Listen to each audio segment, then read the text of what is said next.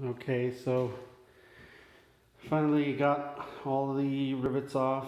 I think there's something like 70 something on there. I can't remember. Anyway, I did it using a method similar to this where I went from the back side here with the screwdriver, was able to pop off one of the rivets that I had already punched off, and then I went through it and had this and just kind of wedged it in little by little.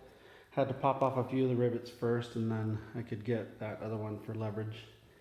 But you can see here it's separated. Now I'm just gonna pull the cap off and store it for a minute until I can get to work on it again.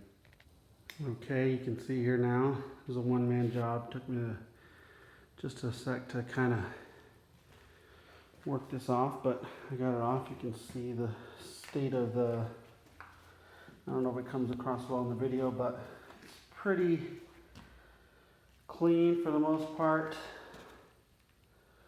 A little rusty, surface rust mostly on some of the sections, a little bent, but not trying to make it perfect either, so we'll see. There's a cable for the lamp in the inside.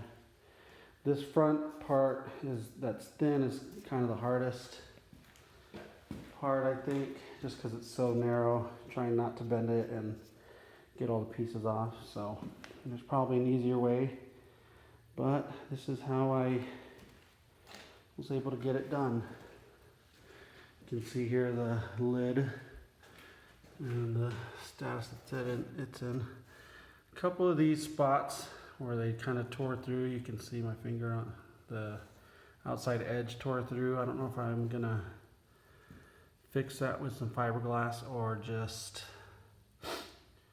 use a rivet and seal it with the seam sealer stuff, but overall it's a decent looking fiberglass. It has a few holes in it here and there. But overall, it's pretty good. So that's what I got to work with, starting off. If anyone else has done this before, and tell me what you did with these pieces that were like that, if you filled it in or just put the rivet in through it and then use a sealer on it. Thanks.